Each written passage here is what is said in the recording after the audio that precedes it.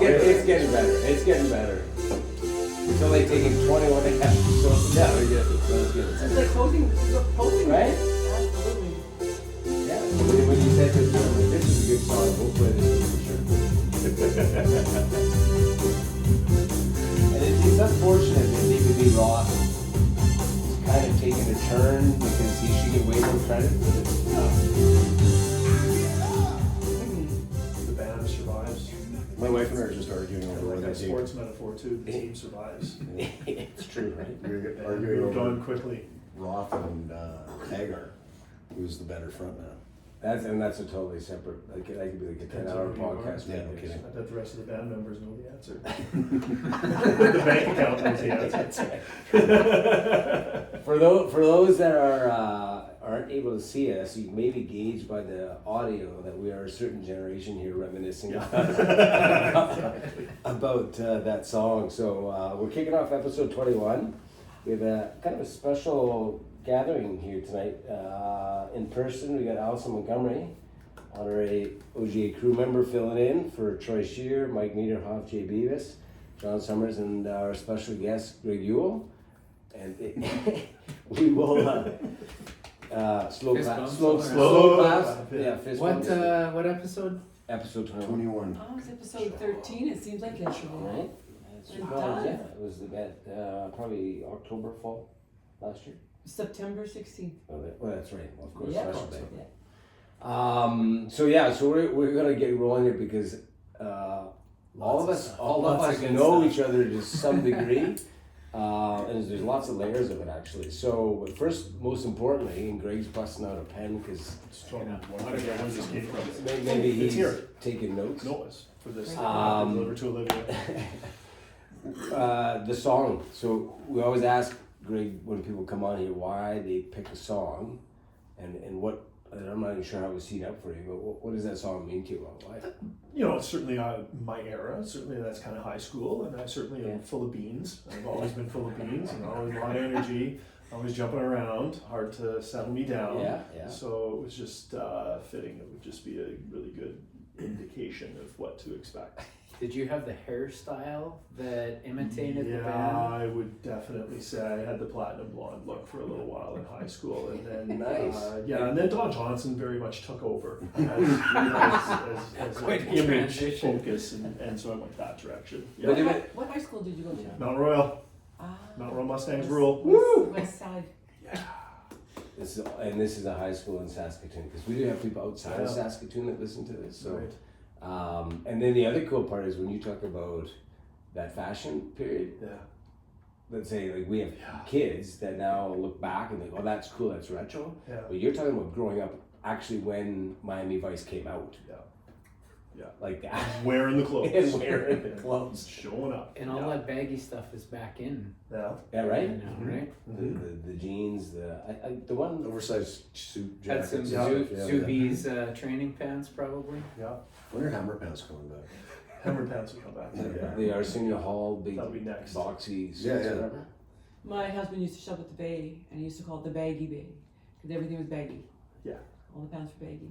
Well, and then maybe just we'll start going down this rabbit hole here. But Allison, you and Greg have connections through different people yourselves too. But like you talk about school in the '80s. So when we had you on, you were talking about being an art teacher first time at Walter Murray in Saskatoon in 1980. Started in 84. 84. And then what was the connection to Greg's wife? Well, she was, I taught with Greg's mother-in-law, who passed away about maybe 10 years ago. About that, maybe. 2019, I think. Maybe 2019? Yeah. Oh, yeah. 2020. So Dell and I worked together. She taught at Evan Harding, and she taught at Walter Murray.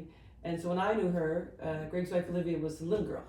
And that's the connection there. And then when I kind of met you when you and Olivia had just kind of gotten together. Mm-hmm. Yeah, we were just kind of starting out. Mm-hmm. Yeah, and then of course we both have cabins at Waskatoo, and we bumped into each other once The in a big while. provincial link up here. Yeah.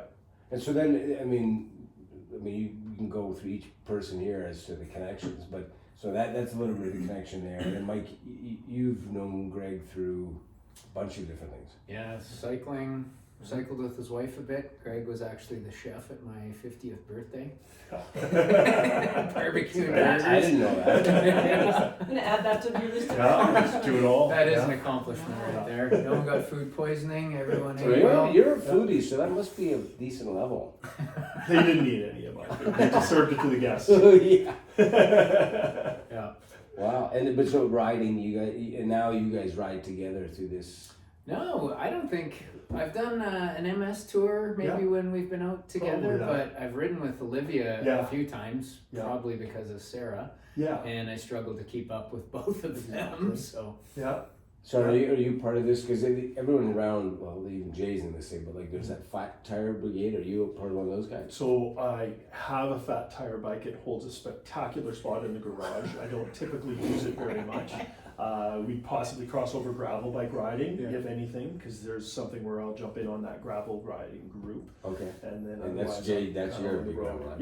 Yeah. So then otherwise I'm on road bike. So when you look at like the see, he looks a lot better in spandex than I do. That's why he gets away in roadside. well, there is. Person to draft. If you put the three of you Yeah. together here, it kind of goes. A lot of meat. Well, but it kind of goes. Different somatic. Yeah, I was gonna say, Greg looks like kind of the real hardcore rider. You're the in between kind of, and then this is like the Like mini sure, Hulk that yeah. sits on the bike, and Like it's just unbelievable. He does Lord it. of the Rings dwarf on a tricycle. Yeah, but you're logging the longest distance, I think, of all these guys. Oh, you're Often. cranking in big rides. Slow and steady. Runs the race. But it's funny, the most cyclists, like when I'm lifting in the mornings, I'm watching this documentary of, Do you lift? It's tough to tell. I just started. First day, Wow. first leg days. Amazing. So, but like the body types are not me. They're more like that, like these long Not distance me, bike packers yeah. and stuff like that. Yeah. But even like Tour de France guys and stuff like that are like you guys built like you can wear a suit well, you can ride a bike quickly, and But that's kind of maybe the lead in is when the bio was sent around. I mean, you've done a ton of things. I think lots More of than just questions. cycling, Yeah. yeah. But I mean, I kind of know you through the name, and I think we probably crossed paths even high school through different sports playing against each other because it was a small community back then. So this goes back to the mid '80s, and so you were a football guy, kind of primarily at that time in high school. Yeah, absolutely. And then you went into what is now, maybe you can even talk about it, but the Saskatoon Hilltops. Yeah. And so you played there at a high level. I mean, Yeah. I think you were part of the team that was inducted into the Provincial Hall of Fame. Yeah. So let me just talk about that because I think football has kind of been, I don't know if you say your core athletic. Yeah. Yeah, That was so the just- thing I guess that I was built for and that I excelled at. Yeah. And so went to Mount Royal Collegiate, and so that wasn't like a football hotbed or anything like that. But we certainly had wonderful coaches that cared, and coaches that end up being really good coaches. And I was probably lucky that it was the Mount Royal coaches that were moving in toward coaching post-secondary football at the same time. And maybe a couple went to the Huskies, but a few went to the Hilltops, like Doug Humbert and Kelly Bowers is somebody that I really owe a lot to. Yeah. And I miss Biff. He was a legend. He was a beautiful guy. Helped lots of people. And so there I was in Mount Royal and playing football there and tried my hardest anyway. What was your position? I really did want to play football. That was my thing, and I really did want to be good at it. I was playing, so I played Kinsman tackle football, which is a league and a program I can't say enough good things about. And then from there, Kinsman tackle, I went to high school football, played 1 year junior, and then went up and played senior football. Was a quarterback, and so I was being set up to be quarterback. And then in my grade 11 year, I went off and was like really deciding I wanted to play football. I started with a track program. I got on a weightlifting program with a wonderful guy named Chris Arnold at Gold's Gym at the time.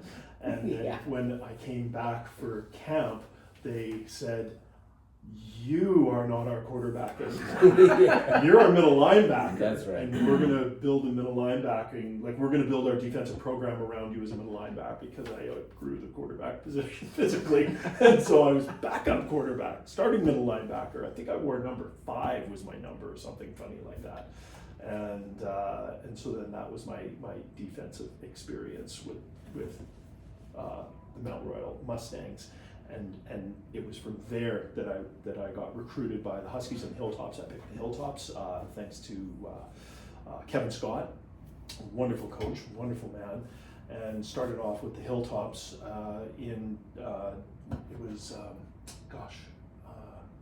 Scott Farmer. Yeah. Scott Farmer's group is a Good linebacker. friend of mine. Good, Yeah. no surprise. Yeah. What a great guy.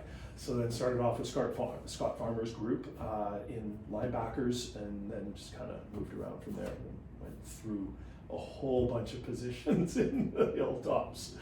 Again, hardworking guy, not really good at any one thing, but I'll certainly outwork everybody. Who was the coach? It wasn't. So Kevin Scott was there a year, Oh yeah, Kevin so that was Scott. my Yeah, first year. And then in the second year, he was out, and Dave Hardy came in. And then it was Tom. And so then, Dave Hardy was there for my 5 years, and then when I was gone, then Hardy was gone, and then Tom Sargent came in. But Tom Sargent was in my 5th year, so I played with Tom in my first year.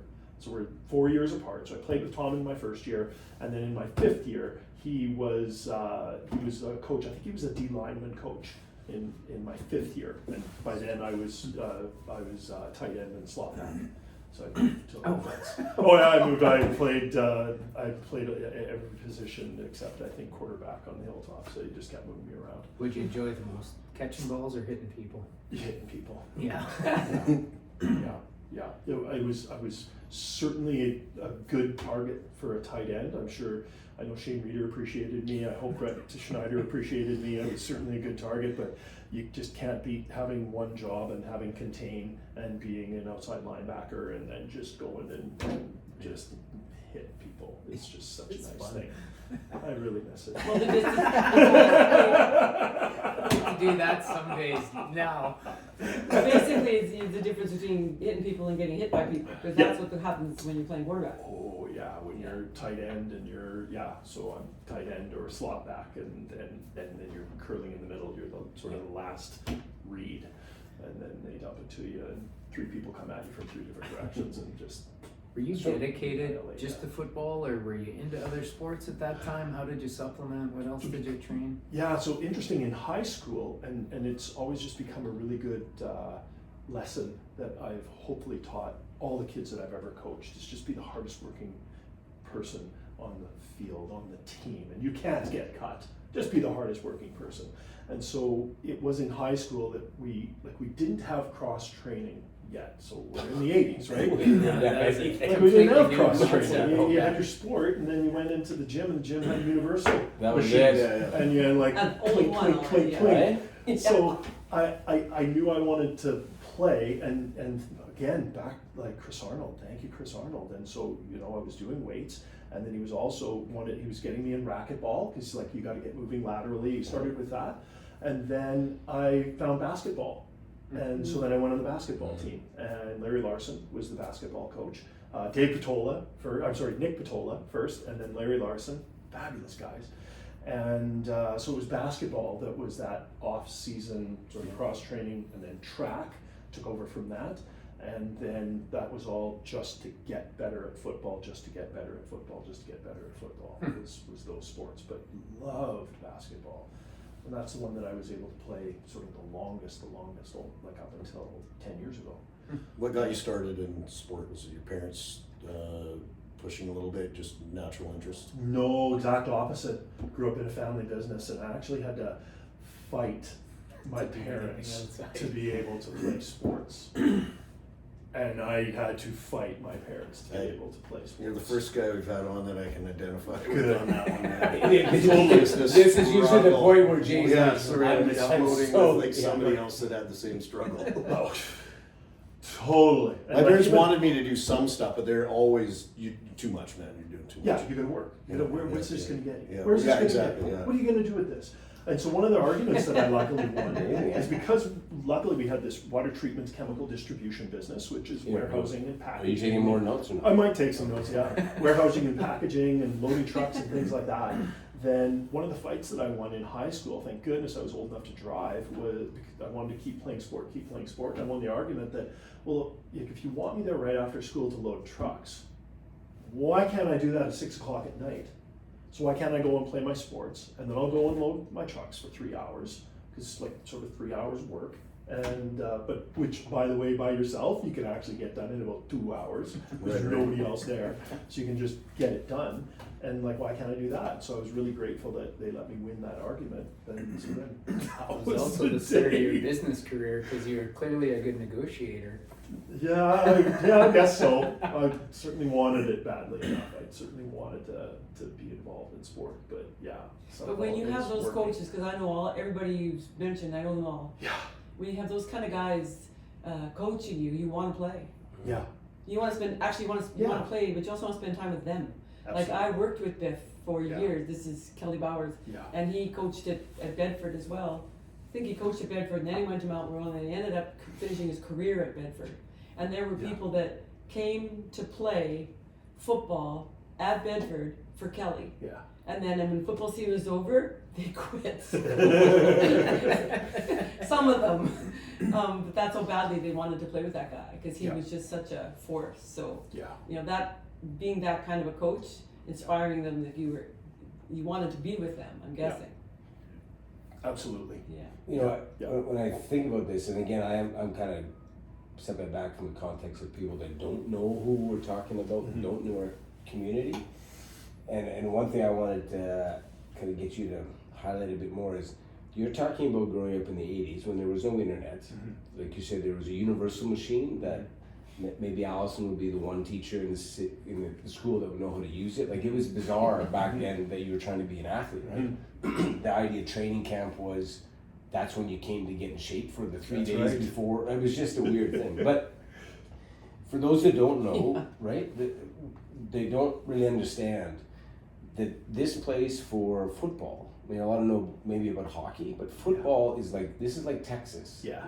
Okay, and you were part of kind of I mean, they were already going before, but you were one of the original kind of cohorts going through. Yeah. That since then, the program that you're part of has won the national championships 20 some times, right? The Huskies are also a storied university program. Like, this football in this place is the real deal.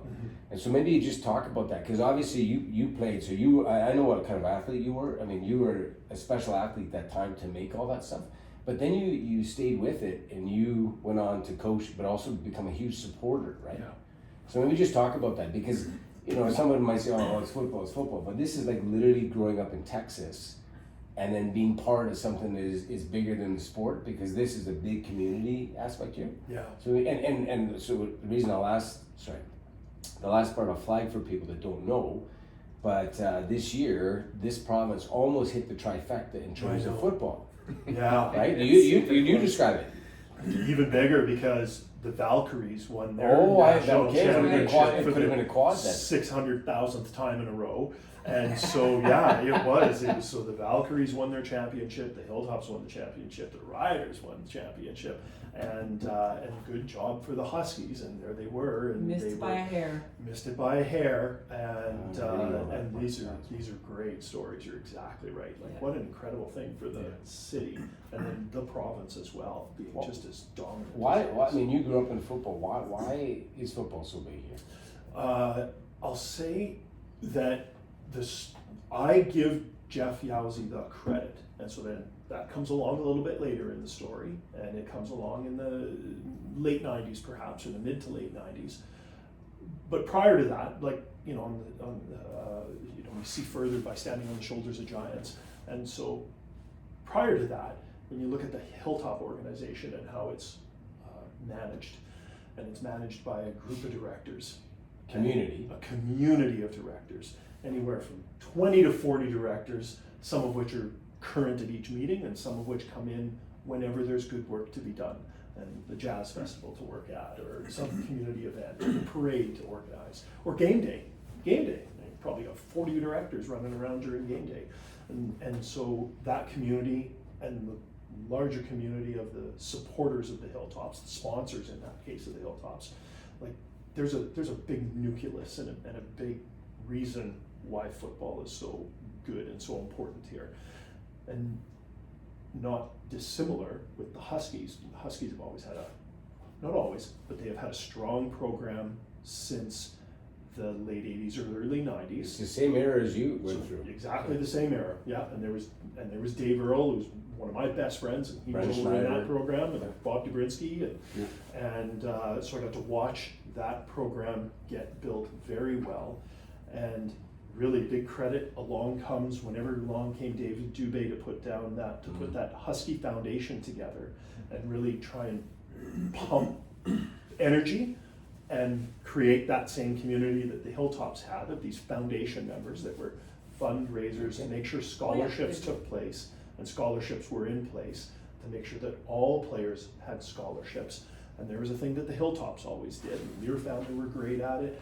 So can I Wright family- just want to pause here Yeah. because this ties back to kind of you as a guest today. So you've, Yeah. again, and I'm not trying to correct anything, but most people won't know these names. Right. And so what I'm trying to connect is you've touched on some families that are business families in Saskatoon, Yeah. in the province, that stepped into athletics in a really strong supporting role Yeah. that changed the trajectory of some of these programs. Very much. You talk about the Lears, you talk about the Dubés. Yeah. I mean, your family's one of those families, Yeah. right? So this is kind of a bit of the conversation is like how do you know It's the like Lear, you've given back. yeah, like what's the Somewhere mindset along the around way that?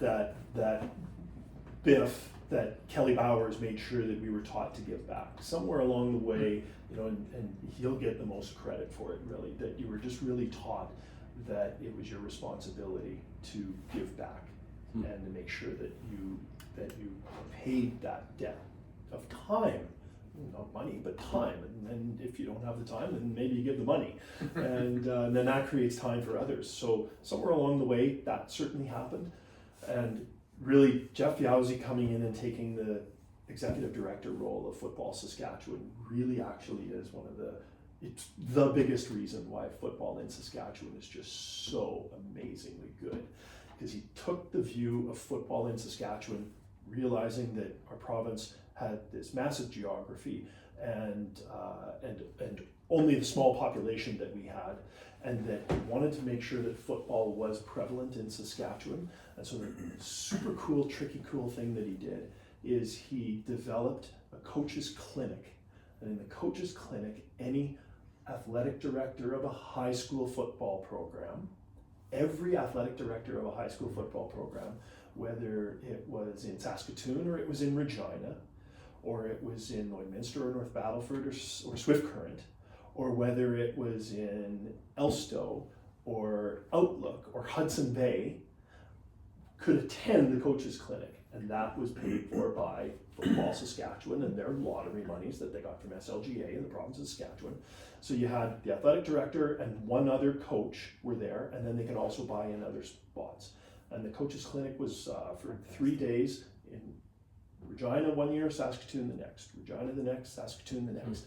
And in that coach's clinic, they had playbooks for every coach. So if Jason just decided to take a teacher's job, and then off he went to Wawota, Saskatchewan, and there he is in Wawota, and he wants to start a football program because that's the program that he wants to start, and it's going to be a 6-man program. And he knows how to coach because he can coach stuff, and he's got a pretty good idea how football is played because he played. But that's it. He can go to the coach's clinic and get all the tools that he needs to put a program together, delivered by Football Sask. Then he's got colleagues that are also at the coach's clinic that he'll meet that are from the surrounding towns, some of whom he'll play against, others of whom he won't. And then the coach's clinic is 3 days long, and is 3 days long, and then they'd have expert coaches that would show drills to all the coaches there. So he gets to see all the drills, how to run a practice. He gets a practice plan. Here's how you run a practice, and here's why you run it that way. So for 28, 29, maybe 30 years, Jeff Yowsey's been running that program. That I didn't know. Game changer. That we didn't know. Isn't that cool? And so I then mean, I know who he is, but I didn't 30 know. years, yada, yada, yada. Look how great we are now. I'll tell you another cool reason why we're so great is that now, so that if you're a coach for the Hilltops or the Thunder or the Huskies or the Rams, and you bring in all the kids that want to come in and try out. In the past, 25 years ago, 35 years ago, the kid from Hudson Bay was at a disadvantage. The kid from Lucky Lake was at a disadvantage. The kid from Lashburn, they were at a disadvantage. These are small towns, yeah. Because maybe they didn't have the coaching, maybe they didn't have a lot of stuff. And even the best athlete came up, but maybe he didn't know the language. Whereas now, because of this 30 plus years of delivering the same information to the same people all across the province, every receiver runs their route exactly the same way when they get to the Hilltops or the Huskies. So you get to the Hilltops, and if you're from Hudson Bay, and if you're from Medicine Hat, or you're from Mount Royal, or you're from Holy Cross, the inn is the inn, and it looks, and they all run it exactly the same way because they were all taught exactly the same. So on defense, the B gap is where the B gap is, and they're all exactly the same language. And so now you've got 6-man football, 9-man football, and 12-man football players, and it just comes down to the athleticism, determination, and intestinal fortitude of the kid. You look around at world sports, and some teams or the sport is rising, and you wonder why. And often when you dig deep enough, it's about this, right? Someone's come in and brought a structure, built a program. Organized way. Yeah, and it's that 7-year overnight success. It's been building and all of a sudden clicks, right? But where did Jeff Yowsey get this from? It's goddamn genius. It's Forrest Gump. Okay, but I don't like when. So back in '84, I taught at Newtana. Yeah. And he was in grade 12. You taught him to do this. I didn't want to say. That's why she's here. He doesn't know me from hole around, but I was going to ask. I wonder, was there where was he coached? Do you know what I mean? Who coached him in the '80s at Newtana? Because Newtana was a big enough school back then that they still had teams. Yeah. So I wouldn't. He played Yeah, professionally. he was a good football He player. played for Calgary. He played Yeah. for the Riders, I believe, but I know he played for Calgary. He has a brother. What's James and Paul. okay? Two So brothers, and they all went to. And brother Matt. Yeah. This makes a lot of sense. I've coached hockey for 12, 13 years in the city, and you get to a certain age where you see all these kids fall off and go into football. And I wondered, I was going to ask you if it was because of the strength of the post-secondary programs, but it feels like it's more they get it in high school because it's such a well-organized, structured, inviting sport for these kids to play. Yeah. And I think as well, if I think of the hockey and football thing, I think as well, then you're in your school and team, and I think just there's a bigger community that's created than the hockey team, and Which are especially high school sports here. Yeah. Like it's outside of the high school. Yeah. very much. Which is different than the U.S. where you've got high school hockey But teams. it used to be in high Yeah. school. Yeah. Hockey did. teams used to be like the hockey teams. High schools used to have hockey teams, and that gradually became pushed out of the high school into the community, and that left football for the guys to play, football, basketball, whatever. But hockey, when I went to high school, even when I first started teaching, we still had hockey teams. And once that kind of moved away into the community, kind of like soccer, like high school soccer is also kind of going the direction of high school football in that soccer is big time in community. And if you have a choice, am I going to play community soccer at this high level, or am I going to play for my team, my high school team, which is kind of a mixed bag of whatever. So I think that might be one of the reasons why football kind of swelled into the gap that hockey had left. And is Kinsman a supplemental program to high school football, or does it somewhat compete? Supplemental. Time-wise? Yeah, Okay. supplemental. Yeah, and if The you're season's really a different keen, time. So one of the Kelly Bowers is such a beauty. One of the things I did is I played both one year. Yeah. So grade 9 was the last eligibility you could last eligibility year by age to play Kinsman tackle football. 14 is whatever it tops out at, and then you can play junior football at 14. And so I played both. Got in trouble for that too. So, is there not? I mean, we move through the football thing today, but is there not so much football? There is actual parallel league that's pretty high level with high school now too, isn't there? Like I thought I heard somebody saying that you can play your high school team and then there's another one that's almost at the same 4 years in the community, or no? No, maybe I not. don't think so. No? Yeah. Okay, so it's truly My separate. boys Yeah, just 'cause played even, at like, cross. There's, My boys just U18 played across, and yeah. there's U16. They're kind of, they sort of break away, but no, they would work. Provincial They would team work type of stuff. Yeah, well, complementary. maybe that's what I'm Yeah. thinking of. They peel out to Yeah, yeah. peel So it's out, not but, parallel. But back to sort of a hockey analogy, to just like be playing with a select team. Yeah, So yeah. like, hey, you go play there, and we'll take you on games and games that are important. We'll ask you to come and play for us. And actually, that was a Jeff Yowsey story too. When he played Hilltops, he was so good, and he was on the practice roster with the Stampeders. So he would spend the week at the Stampeders, and then he'd come and meet us at wherever we were playing, and he was a rover position. We just built the defense around him. And At that young. Yeah. Prodigy. Do you think the Hilltops prospects are still, because the things have changed, kids have changed about what their interests are and how much time they want to actually spend at school, Yeah. and coaches have changed in that everyone, like my whole teaching career, everything we did like that was volunteer. It was Yeah. volunteer. It still is volunteer. Still, yeah. But people are less willing to do it because they have other things to do. You know, they've got life and kids and whatever. So is the pool that's going Hilltops Huskies, is it coming at the same rate? Like, I don't know how much connection you still have with the high school programs and the coaches, but like, and the schools are kind of a mishmash now. It used to be that schools were, if you lived in Multnomah area, you went to Multnomah. If you lived in Mount Royal, you went to Mount Royal. And now it's like you go where the program is. That's right. And so it just occurs to me that it'd be interesting for Well, me. I've had 2 boys just graduate high school, and There we go. like it's full on trying to play Huskies or Hilltops. Yeah. From Great. still, yeah. Yeah. And some community, in some schools, maybe like Mount Royal, I'm sure it doesn't have the same kind of clientele that maybe when you went there. And for It has sure, exactly the same clientele as when I went there. maybe I'm wrong. It was not the darling of schools. No. Anyway, just Ever. curious, as if there was still that same push and focus for football. And for coaches, like, are the high school coaches still doing that? They're still coming to the clinics, and those are still going and still coming. And Programs that I witnessed were Yeah. amazing. Coaching Yeah. staff was amazing. The way they structured practices, the way they prepped for games, Yeah. like it felt like a semi-professional team for the Holy Cross Crusaders. It was unbelievable. always. Yeah. But would it be fair to say that some schools have really elevated? Like, so if you're a football There's a few kid, in the city. yeah, there's a football kid, you go to Cross, or Centennial, Joe's. St. Joe's.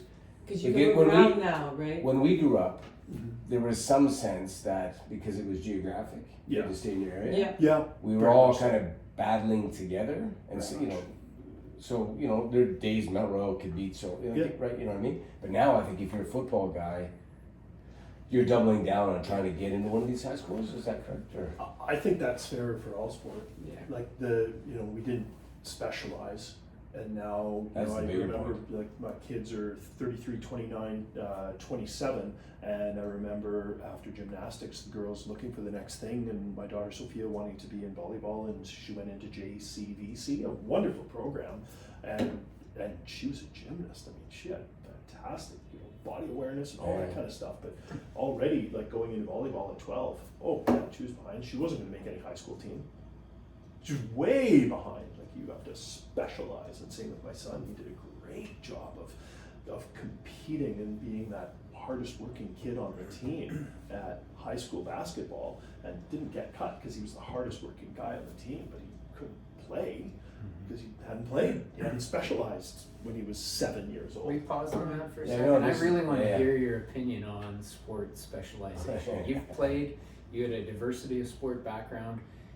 Today, kids, in order to excel in whatever sport they're in, are being coached to specialize in that at really young ages. What's your perspective on that, Greg? My perspective is it sets kids up for a disappointment that they may not be able to get over Yeah. when the end eventually comes sooner rather than later. If you were in a smaller population and were a generalist just to field a team in Clavet. Yeah. Yeah, I think that's I a told better every environment. kid I coached in hockey that we all end up playing beer league at some time. It just takes some of us longer to get there than others. Yeah. So take out of this what you can from a learning standpoint. Yeah. Play other sports, be a great athlete, Yeah. and hopefully go play hockey and have beers and wings with your friends when you're done, type of thing. Yeah, I'd be more encouraging of kids to pick up sports that they can play for the rest of their life, Yeah. like golf, like skiing. Football's for like- sure not one of those. That is right? not Like, one of that's them. not- It is not one of them. Currently, Would you play right now if there was a league? What's that? Would you play right now if there was a tackle league for a 50-year-old? Oh yeah. I'm trying to get the Riders to do a pros versus Joe's fundraiser. of course you Someone would. that would bid on it. Uh-huh. But that is the big discussion, right? I mean, we actually was at again, this is in Saskatchewan. I was at a playoff hockey for under 18 last night. Yeah. Okay. And so we were just talking about it, and for those that do know this community for hockey, there's a kid that's playing. He's been up in the NHL with the Calgary Flames now for probably 5 years. His name's Connor Zeri. Yeah. You maybe know that. No, yeah, Okay, I know, right. yeah. I went to school with that. And we were just recounting, like, this kid's in the NHL, and my oldest son happened to play 1 year with him. Okay, so we just came across him. And at that time, there was this idea, there's so many good guys playing, and all these guys are specializing too. So what we were saying is, from that cohort, which had like exceptional hockey players, only one has made it to the NHL and stuck. One. When you The think sec- of how many kids he's this- played with over the That's years. my point. We grew up watching him, right? Yeah. And the other one was the young fellow, Adam Beckman, Okay. who made it up and he stuck a little bit, but I don't know where he's at now. Yeah. But the only one from that entire cohort Yeah. of arguably like 6 years of specialization, Yeah. and every family, including ours, was putting everything into it, Yeah. and this one kid has made it. Yeah. And it really is, like, I think your point is a good point, is, you know, what are you setting them up for mentally Yeah. when it's over? Yeah. Is it burnout? Is it disappointment? Is it like a Loss of identity? Loss of Loss of identity? identity.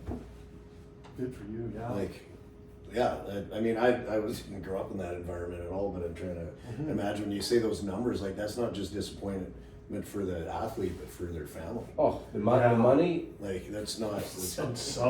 Yeah, there's parents living vicariously through that, Oh. through a kid, and Yeah. that's Taking- really disappointment at its top. It's And you added saw- you pressure saw- too. it's on added these kids, pressure. right? Right? Yeah. You saw bad behavior from parents and Absolutely. all these types of things. But so, I mean, for those that don't know your background, Jay, or haven't heard it recently, but you were to me like the ultimate who did everything, and you did it to like Yeah. a super high level as well. And you even today now, you look like the mini Hulk. You can bench press 1,000 pounds and do. Why all does he these even wear a shirt? it's he, Did you wear a shirt? I look like that. Agree. Why?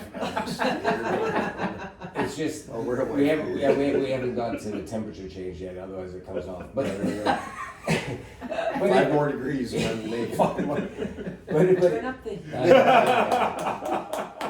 Get the glistening. But it's true. Even today, right at 51, just 51, you still aspire to like push on all these different things. So you're still the same. Like you just enjoy all athletics. Well, I mean, I think that speaks to the question we People asked Greg. sitting Is, around the table. well, and everyone, I was going to ask the question, is there anyone that disagrees with Greg's opinion on should we specialize? Like the people sitting around this table I'm looking at, I don't think you need to answer. Well, But we would all like, I because again we talk about our community's statement is a lifetime of athletic pursuit, like a lifetime is earned, learned, and to be shared. So in a lifetime, I think there can be moments where you, for me anyway, we call these kind of like athletic campaigns. I have put everything kind of aside and all eggs in one basket for a period of time. But always in the back of my mind, I always felt that, and you've kind of been the same, right, Alison, and Yep. all of us. But So I would block off maybe a 5-year window and say, I'm just going to do this. But you did that as more mature. Now, but to do that with 7-year-olds, or 8-year-olds, Maybe that's the point. There's a big, yeah, that's the difference. Because they're play not making hockey the decision year here, right? round, because they're not making the decision. Yeah, they no, they that's will a good do point. what you tell them to do. Yeah, you're not worried about disappointing mom and dad Yeah. when you're stepping on stage. This is a very good point. When you aren't in charge of When you're stepping on stage. Well, you know, here's a story. When we lived in Toronto, my oldest boy played AAA at 5 years old, and I was one of the coaches. We came back for camp the next fall, and the coach kind of pulled me aside, and he's like, "Yeah, I don't think your son skated enough over the summer. He might not have a shot at making the team this year." And I'm like, for the love of Christ, he's 5 years old. He shouldn't be in the rink. He should be at the lake. He should be playing soccer. And this was the mindset of this head coach in the hockey community in Toronto. And we ended up going playing for another AAA team. Perfect. Because, Yeah. I didn't want to force him into just skating that summer. I wanted him to play soccer. I wanted to go to the lake. I wanted to do all these things. But that was the mindset at 6 years old. That's bananas. but having so the flip side is, I mean, you kind of went through it, right? You were identified as a reasonably gifted athlete at that time, so you get the Hilltops, which is no slouch. They contact you, right? So, and you were doing other sports, but then football was kind of your thing, right? And so I think that it's a really good question, because when you are young and you have parents, and then maybe you are the gifted kid, maybe you're not going to make the pros, but you're gifted. It's tough maybe to push back when everyone wants. Because you think, oh, I got a shot. Well, He's got a shot. he's got a shot, or I got a shot as good as anybody. Yeah. That's the thing. Yeah. So And if it's the aspirations of the kid that lead it, then Yes. you wonder. That's Then you as a parent decide how indulgent you're going to be, and help those aspirations. Back to fighting to play sport instead of working. Yeah. Think of the money we could have made. If we just If would our have parents worked had more. helped us. There- Oh, If we could have worked more. There's great I examples, worked, though. put more hours in at the At Albany 16 Hotel. years of age. Front desk of the Albany, I could have pulled double shifts and been a better person. So, There's great examples of pro athletes that play Chemical high plant, level right? at multiple sports. Yeah. You look at Yeah. Josh Allen or like those type of guys, and maybe they are so far like Black Swanish type of thing, but it still shows that you can do that, Yeah. which I think is really important to reinstill with young people and parents. Yeah. So then you go back to, like, in your case, you've given a lot back to these sports, football in particular. And so you went on this period after you played to coach. Yeah. And so it sounds like you have been championing this idea that, like, look, athletics in general, maybe you're a football guy, but I want you to like this sport because it's a good life lesson platform. Is that, maybe just talk about how you... Well, in my starting speech every year that I coached hockey. So I coached my kid in hockey There you go. all of his years, and the girls in flag football, and him in flag football and football. And my starting speech to the parents, so kids, leave the room, parents, was, my goal this year is that your son or daughter ends up loving this game by the end of the year, so that they will play it for the rest of their life, including when they're 74 years old and playing in the beer league. Yeah. Like, that's my goal for this year, just so you know. So if you're not interested in that, Did you have pushback? What were their parents I- that were I like, get a we little want bit a, of pushback. we want a winning record? Are you still cool? they would nod and smile during that, but then, like a few weeks in, and someone comes and they've got their stopwatch in their hand, and your nephew's not getting as much time as this guy over here, and so that was all very entertaining. Do you still coach? I don't coach anymore. Okay. No, but I have a 7-month-old grandkid, so I think I'll be coaching flag football in another year and 3 Year and a months. half, Yeah. So we keep talking about what happens at the end, or we brought up that what happens at the end of a kid's career in football or whatever, hockey. But we're sitting with somebody whose career. How did you bridge the gap? What was happening between the time when you stopped playing, became Greg the player, and maybe Greg the coach, or Greg the supporter of football? How did that transition happen, and how was that for you? Just into all other sports you're thinking? Or Well, just- in general, like you just going from the focus so opposite? strongly on football, and then at one day you played your last Yeah. football game with a pro team. Right. How did that transition affect you, and then how did you? Then I deal started with it? playing flag football immediately afterwards, and Just started right. playing senior men's basketball immediately Okay, afterwards, yeah. and kept competing every So it didn't sound like you were kicking stones too hard over. How much of your sport background has transitioned into your professional Yeah. business life? You're a very competitive guy, Yeah. and thinking through, were you a data guy? Where how much of that has transferred over? I can answer this now, and I wouldn't have been able to 5 or 7 or 10 years ago, and it's the coaching part.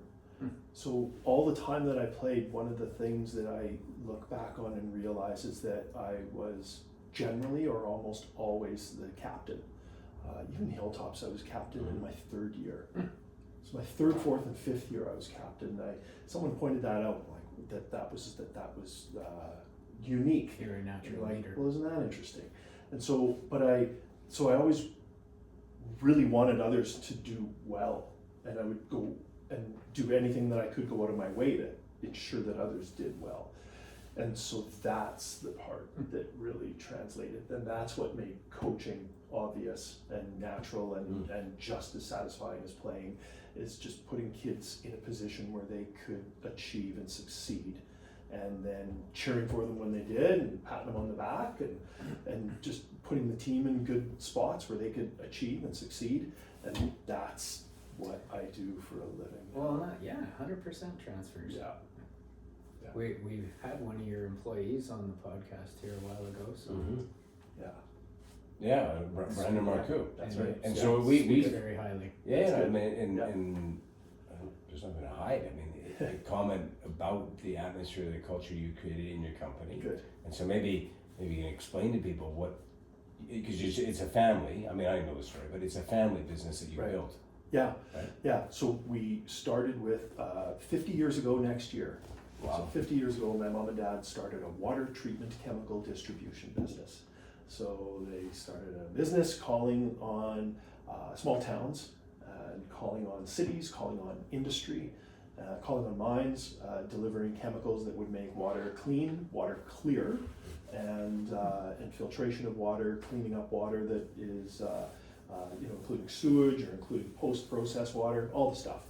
And so I grew up in that family business, and that was called Prairie Industrial Chemicals. And so then over the course of years, there was vertical integration. A trucking company was part of the whole conglomerate. Chemical manufacturing was part of the conglomerate. And then when I graduated university, we had just bought Karen Transport, a trucking company, bulk liquid chemical trucking company. So I went off to work for them and work with our managing partner there. So that was the 90s in Alberta. Started coaching football.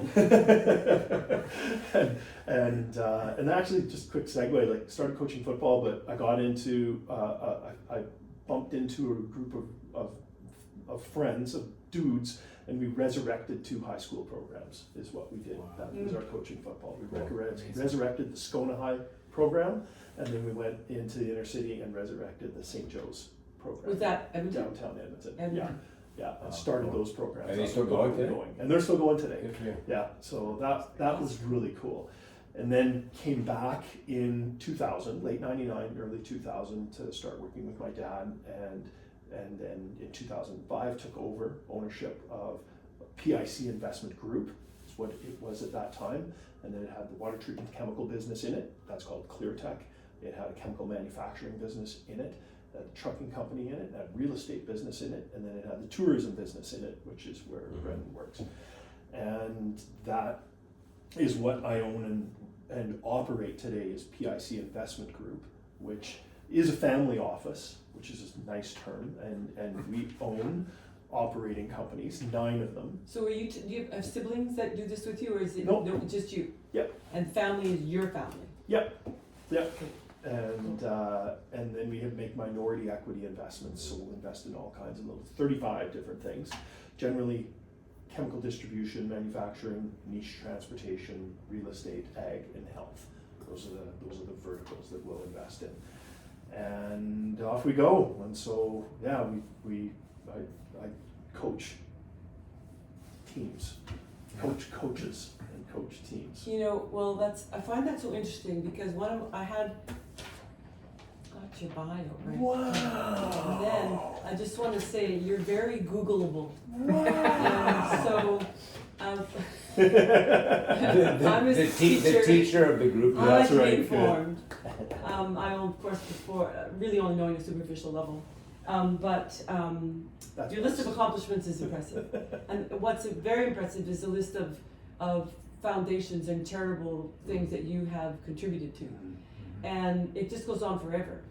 And what's interesting about it is its wide variety. Part of it is sports, but it's not all sports. It's cultural and it's arts and it's community. It's a whole bunch of different things, and it's just endless reading. And Sorry about that. so yeah, it was hard for me to get it all in the 20 minutes before I came here. But now I think you're kind of a humble guy, and I don't know if you really put yourself out there as this is who I am, this is what I've done, but it's pretty impressive. Your leadership, your sense of community, the things that you do. It's kind of like you look around and you say, well, I can help here. This is what I get when I'm reading about you. So I have a question, and it has to do with, because lots of people from our community that have become successful and still have ties here, come back once in a while, do nothing. They don't contribute back to the community, and they could, but they, for whatever reason, and no one's obligated to do that, right? But you do. And so I have a couple of questions that if it was just about football, I'd understand it, because I get, it's part of who you are, and you want to make sure that keeps going in your life. But there's this whole next level that you're at, and so my question is, how do you decide? And I know you've probably been asked this before, but so I've got a couple of questions, and I'll just kind of throw them out there. But how do you decide where to contribute? How do you what drives you to contribute, and give back? But and how do you decide where to contribute? How do you decide what's important? And is it always a personal tie, which I would say for the football for sure, or is there a connection, or is there like for example, there's a big long list, but just for example, Sask Polytech, okay? Construction of the new campus, you've donated a chunk of money to that. YMCA, Hope Lives Here campaign, you've donated to that. There's not a big connection between those two. There's Saskatchewan, Artist in Residence. There's the Children's Hospital. That's wide variety of contributions, and that's just to name a few. Yeah. And I want to know how you get to be one of those people, because how do you get to be the charity that you donate to? Just kidding. The human fund. And recently, just received honorary doctorate of laws from the University of Saskatchewan for your leadership, for your community input, for all the things that you do. It's pretty impressive. But it's wide range, and I know it's not just you. I know Olivia's in there with you. Like, you guys are a team. How do you decide where to go? Right. The really easy one is the group with which would be representative with the Sask Poly donation. So when it's Sask Polytech, then you look at what they do and what they're manufacturing, and they're manufacturing people for the workforce. And when you look at the people for the workforce that they're manufacturing, because so too is the university, they're manufacturing people for the workforce, and we're the customer of that. I'm the customer of that. And so then look at the folks that they're manufacturing and look at the businesses that I own. I own businesses where the folks that we're hiring are at a service level. They're warehouse workers. They're loading trucks, they're driving forklifts, they're packaging chemicals, they're putting stuff in boxes, they're building boxes in containers, they're driving trucks, they're flying aircraft, they're pilots. So we didn't hear engineer ever in there, we didn't hear a bunch of accountants, we didn't hear a bunch of, like, the stuff that the university does. So, but we heard all the stuff that Sask Poly does. So that's the easy one, like aircraft maintenance engineers, and like that one is so obvious because that's Panther Industries, that's ClearTech, that's Creos, that's us exactly. So it's really easy to Makes a ton of help sense. build the ship, then build the machine that is going to kick out those employees for us. Perfect. So that one's easy, and so things that look like that and sound like that become really easy to sort of see what the connection is there. And the other ones actually do all fit in the same bucket, and it's that whether through sport and whether through art, whatever your artistic pursuit is, whether it's visual or whether it's or whether it's performance or whether it's like, tell me all the art things, and whether it's sport and any sport that it could be. Like I said, Mount Royal, it's now Mount Royal 2026, but Mount Royal 1984 was the same socioeconomic strata, I assure you. And it was different, but it was the same.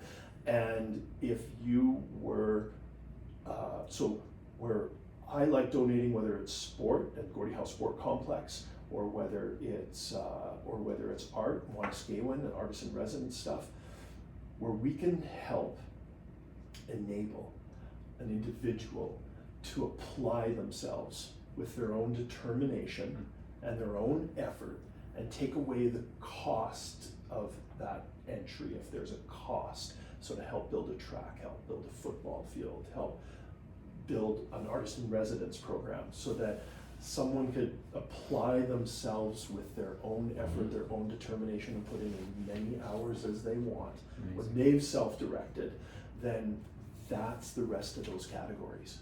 And same to YWCA one, like those battered women have gotten themselves out of their shitty situation, found the YWCA, and then they're pulling themselves up and along. And our big donation in the YWCA is it's twofold. It was capital, but then it's also the employment center.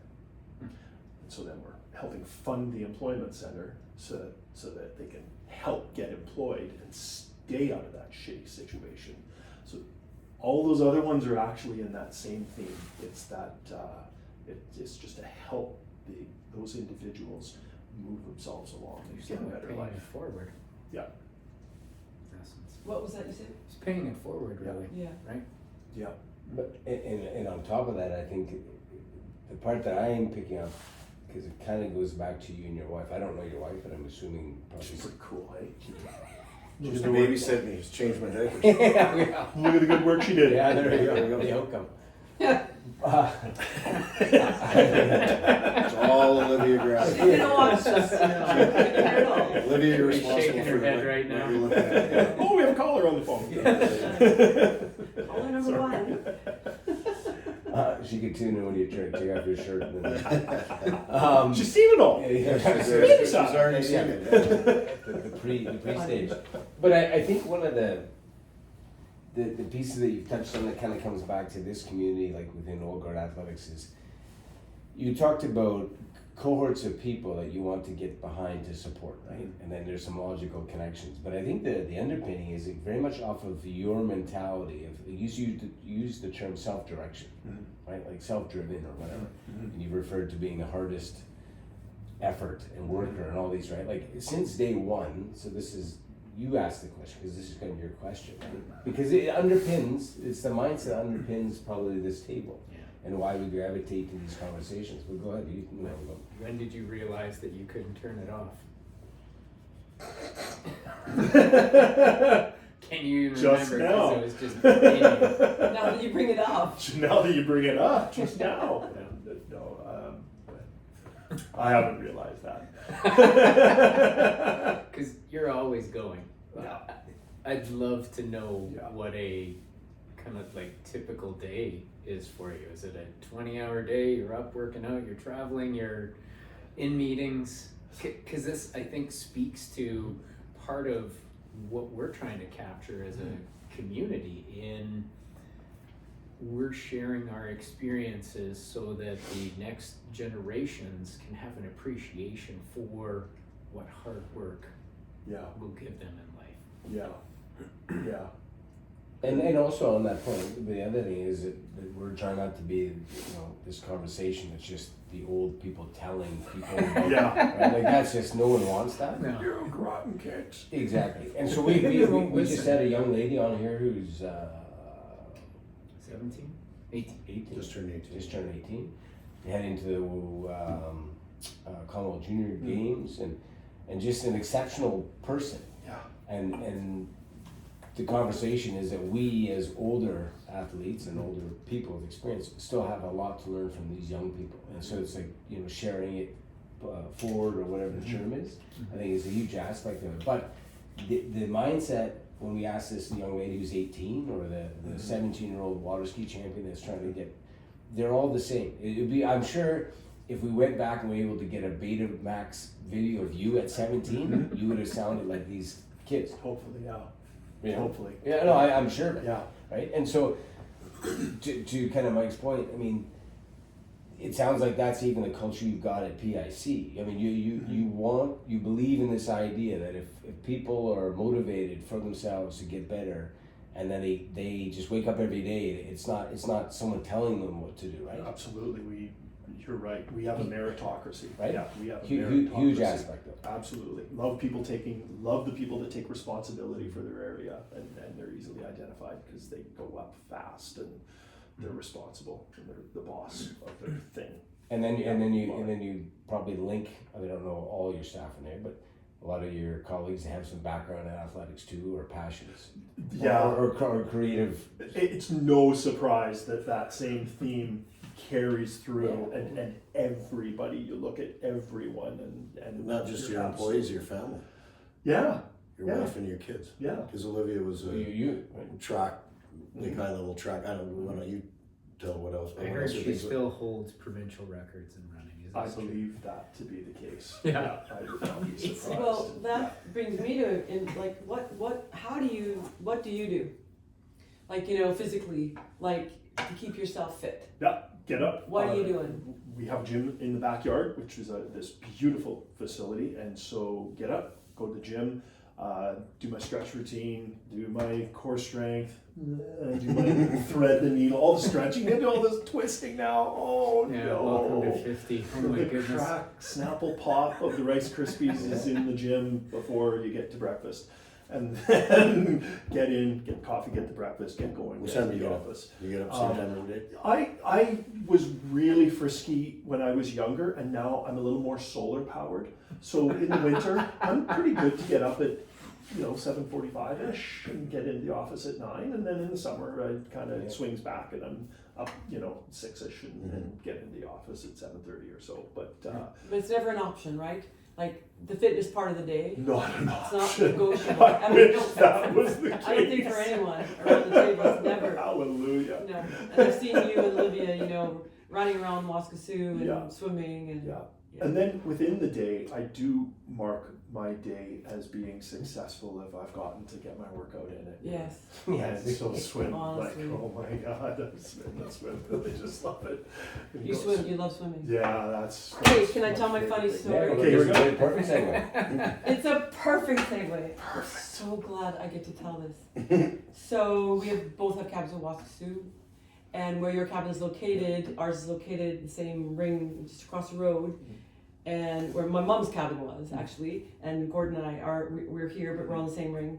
But this beach was our beach, and that's where we go and sit on the beach and watch the sun come up, watch the sun go down, chill for a few hours in the afternoon, and one day my mom and I were sitting on the beach. We were the only ones on the beach, and you come down, and you come down with your towel and your swim cap thing, and you're not just going and gonna dive in the water, get wet and swing at the horseflies and come out again. Like you're swimming to the Narrows and back or something. I don't know what you're doing.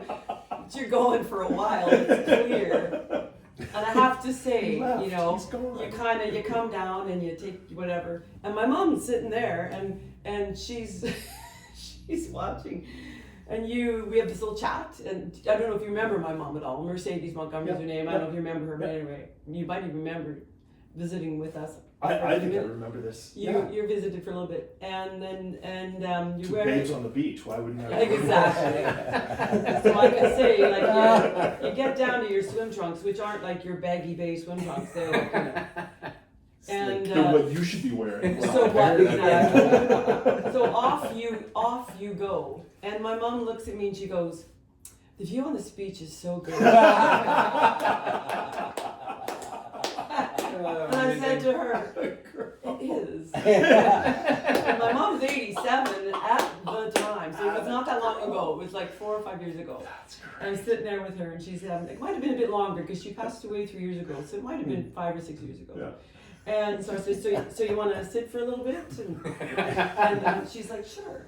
So we sat for a little bit, and the reason I said you swam to the Nederhoff, which is like the opposite side of the lake, because you didn't come back. But we knew you had to come back at some point because your towel was there. You're just waiting. Yeah. The James Bond moment. That's what Exactly. She She didn't. We gave up. I said, Mom.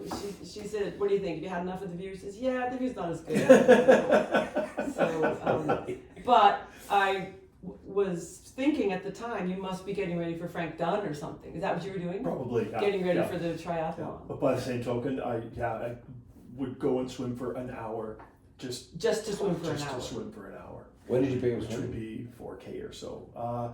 I swam when I was a kid. Like I swam since I was 6 years old at the YMCA. Like I always swam. I didn't competitively swim for goldfins or anything like that, but I've always swam. I've always just Jesus. I mean, that's like, because your physique, like, you're not a light guy. You're No. big, and so you're able a to. little tugboat, that's for sure. I'm not a speedboat. No, but to be able to swim, it's a real thing to be able Yeah. to swim as a big muscular guy.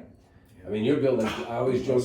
Well, That was to me. He was looking right at yes, me. right. But he reminds me because Objectify You're the short muscular guy. he's just literally like the Hulk. It's not even a guy. But the body type that you have, and this is probably what you and your mom were admiring, is it's like the big That's surf. what we were admiring. The surf savers down in Australia. Laird Hamilton. The 6'3" guys with the whatever, but the caps and stuff like that are just jacked, but they can swim and they can run, right? So you triathlon, biking, and then we saw fishing, hunting. You got to tell us about this fish that's in the Instagram post, because it's the size of Oh, it's massive. Oh, the John and Jay and the I. big, wow. Oh what, my goodness. what is it? 55-pound lake trout. That's a trout? Yeah, that's a lake trout. What? Yeah, that's one we're talking about, right? Where? The big lake trout I was Wait, holding. yes. Yeah, it was sitting on my lap and just like goo everywhere and it was caught and released. I have a beautiful release video. Like it survived beautifully. We got it in quick. I mean, it was quick. 55-pound lake trout was 45 minutes or something, but that relatively quick, and then released it. Beautiful. So that was at Great Bear Lake. So like way up in the Northwest Territories, way up in the Arctic Circle. And and got a big gigantic fish. Biggest fish at Plumber's Lodge for that season, so that was How really big a good. The workout biggest is fish that? that guide had ever caught, so that was exciting. Wow, that's cool. So he probably had a bunch of guide money at the end of the year, because they'll do like Calcutta's among the guides, right? Yeah. How much work is bringing that fish into the boat? I work out, so it's not as much work as it might be for others. Yeah, no. More than one guy. The fish had it. Yeah, it's about 45 minutes, and it's work. Like you're doing something, and mostly you're scared. You know what you got, especially when you see it at a certain moment, like maybe a half an hour in, you're like, oh my god, don't lose this fish, don't lose this fish, don't lose this fish, don't lose this fish. Yeah. What kind of There's a lot test line? do you have? That would have been like 25-pound test line or pretty 20-pound big, test line. We were fishing for big lake trout. Yeah, so we were down deep for big lake trout, trolling around, and that's what we were looking for. And hallelujah, we got it. You've done all that stuff. So I haven't caught any, not a lake trout that big. But I know what you mean when you have something big on the line, and when you kind of you're like, okay, you're fighting it, and then you see it, and you're like, Oh no! now there's some pressure that goes immediately, because for some reason you don't lose them at 60 feet. No. You lose them at 5 feet, and you start seeing it, and you have these visions of previous times when Yeah, you become the field goal kicker and you're back by 1 point and you're on the 25-yard line and you freaking psych yourself out. But is it having a big deer in front of you too? And I don't know, do you bow? No, I don't bowl. But just whatever can go wrong Yes. will go wrong. And the big buck, the toughest hunter, most experienced guy, you put a buck in front of him that's bigger than the last one, the biggest one he ever shot, and he will become an amateur, man. Yeah. Like there's something about it, Yeah. guy or girl. There's just buck fever is a crazy thing. Yeah. And I don't know if do you have Thump an any, arrow into the tree. Oh, yeah. Draw again. I've had what, two? I missed the same buck twice over his back, almost the same shot over his back, mule deer buck, and then he finally wandered off as I was knocking the third arrow. I was like, he knew I was too stupid.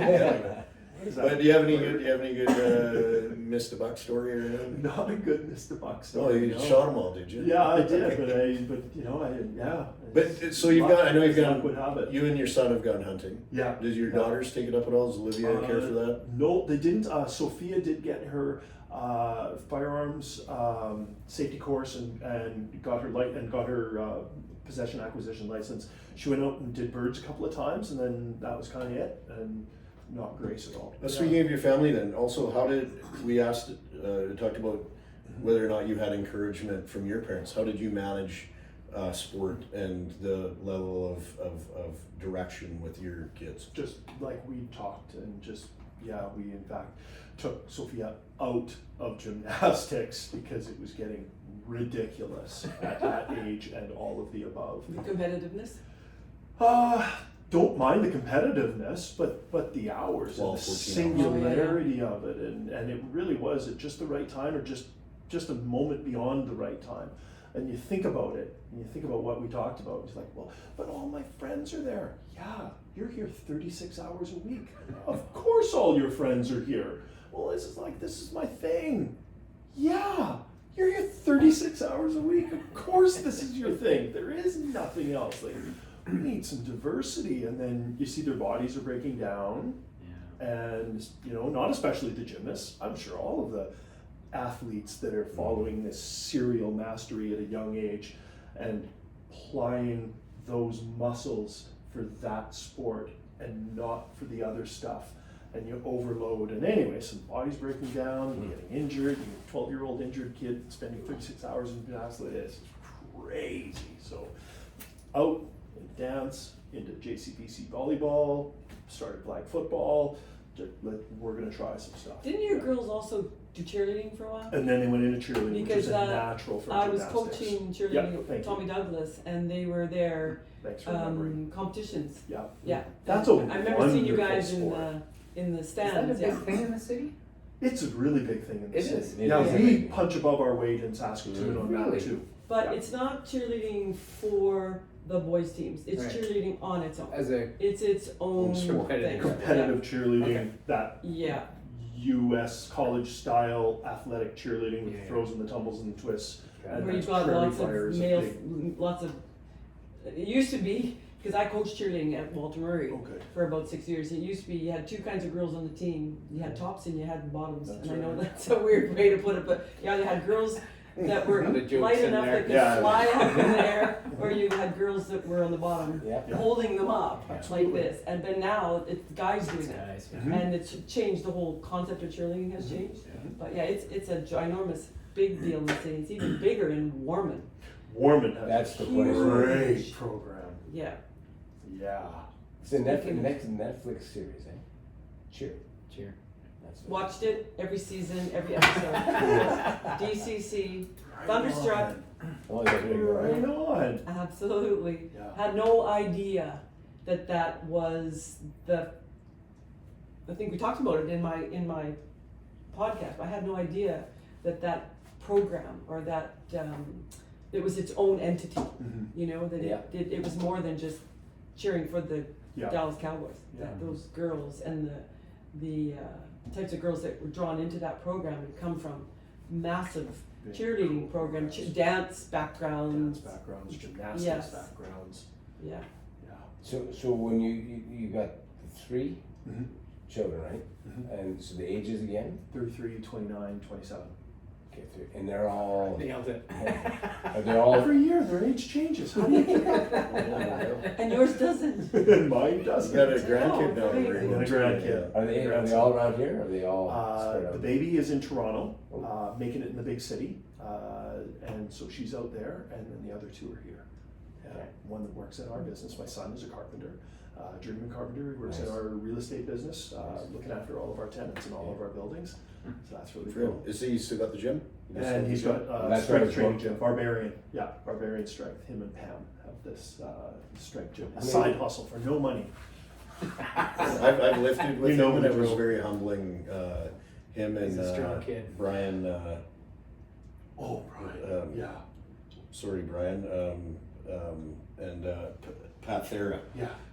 There was a lot of weight getting pulled off Yeah. and on when it was my turn for sure. Unbelievable. Unbelievable. Like me, Yuri, I was the smallest by quite a lot. Wow. And Yuri, this is a few years ago too. So, Yeah. but yeah, what a cool gym that is. So I had a membership and Good. door punch, go in, Yeah. and then I think Brian asked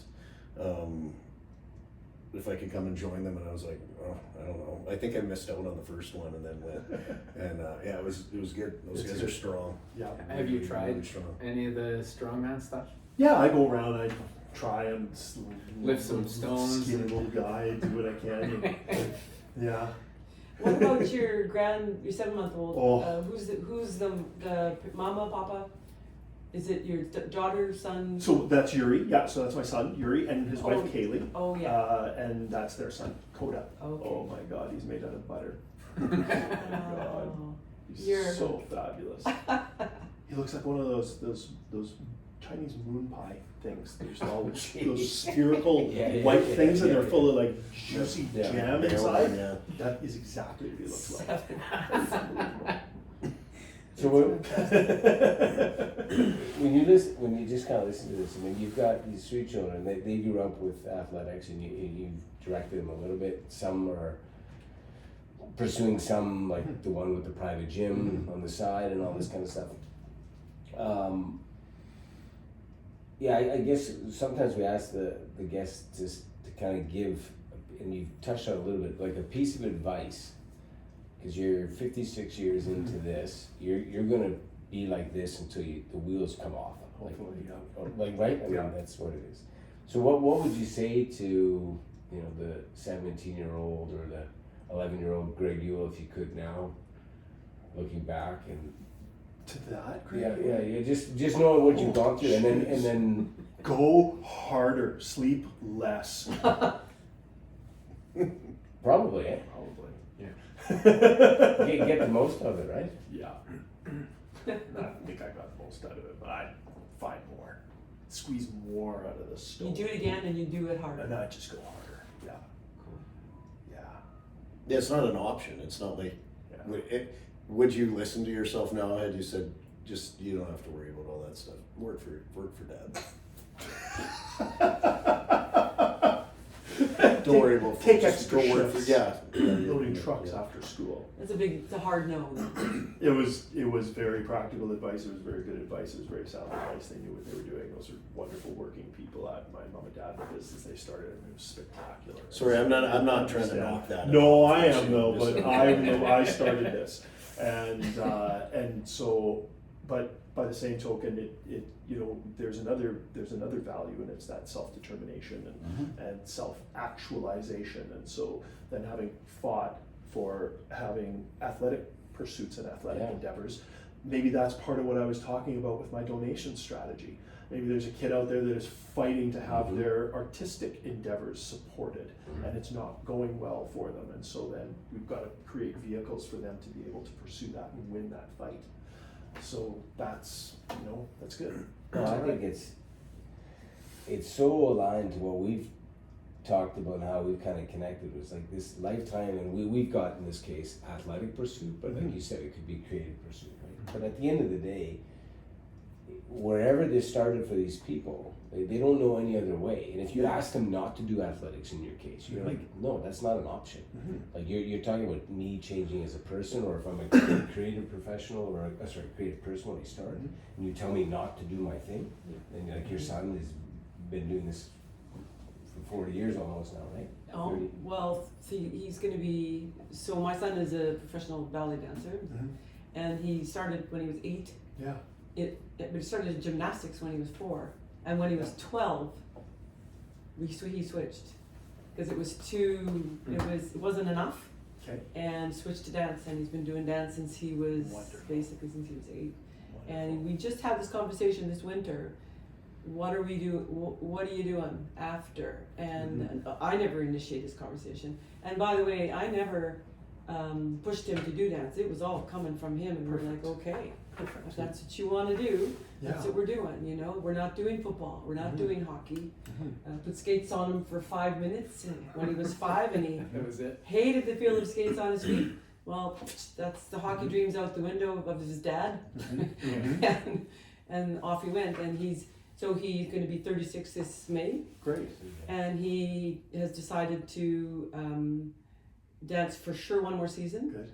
And he's just got a promotion and pay rise, so he's Great. and he feels great. Great. Had an injury, a knee injury 2 years ago that he had to rehab. Yeah. It's the first injury of his whole professional career. He's But impressive. you got to remember, though, he's not getting hit. That's right. You know? I mean, for sure, he's hitting It's the twisting with a load. Yeah, I think. and for sure, and that's the thing is ballet isn't.